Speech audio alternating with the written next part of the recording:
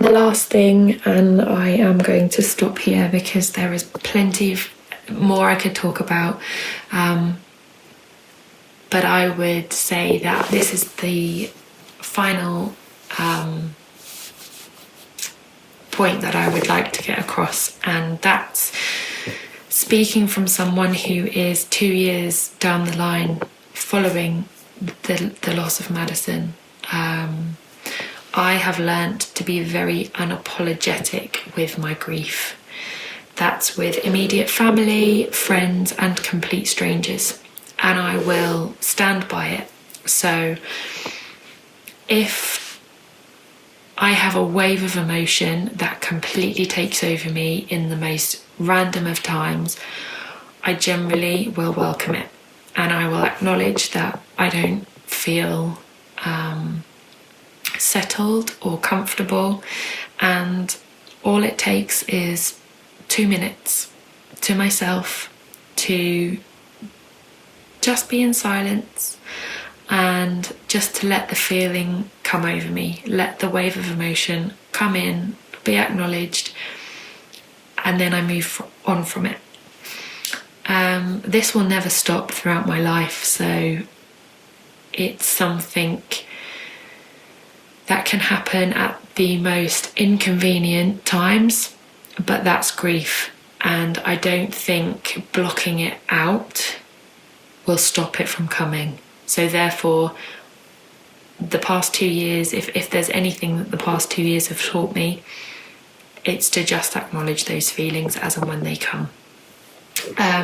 The same goes for openly discussing her, and now that I have my other daughter Phoebe, there's a common question when I meet new mums, new families, go to baby classes, and that question is often, is she your first? Now, this is a very, how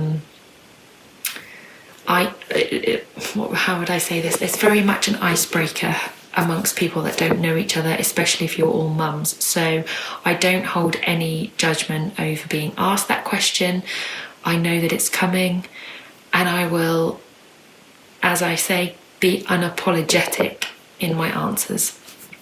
If at the time I don't feel like I have the energy or the headspace to go into our experience or talk about Madison, then I might answer that she is my only child.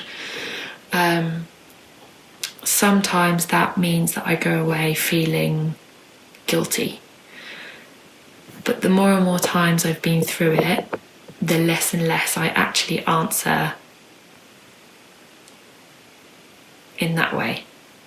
And I'm not sure if this is making much sense, but basically, if I really can't acknowledge it, then I will say that Phoebe is my first daughter, and I will just accept it and move on and let the emotion of the guilt run over me. But the more and more I've spoken about her and the more confident I am,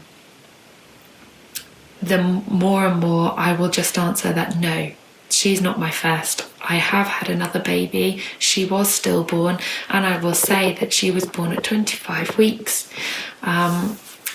Depending on the response, I may open up a full discussion about it, and often it's met with an overwhelming appreciation for the fact that I've said I've had a stillbirth, and people will talk about it. They won't just shut the conversation down. And actually, the most common response is that I have lost a baby too, which is incredibly sad, but often incredibly true. And so many people, since I've joined baby groups and baby classes, have all said, I've had a friend, or I myself have been through it, or yes, or you know, gosh, I can't imagine what you go through, and they want to know a little bit more, or they want to know what her name was. And all of those conversations are really healthy.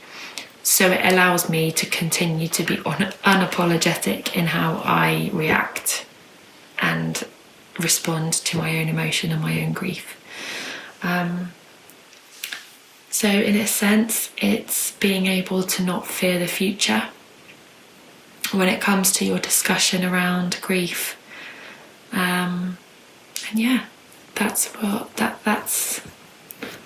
wrap on everything that I have to say in this short space of time that I've rambled on. So thank you so much for listening, and I really, really, really hope that you and your family and anyone who needs to hear this find ways of being able to get through this time.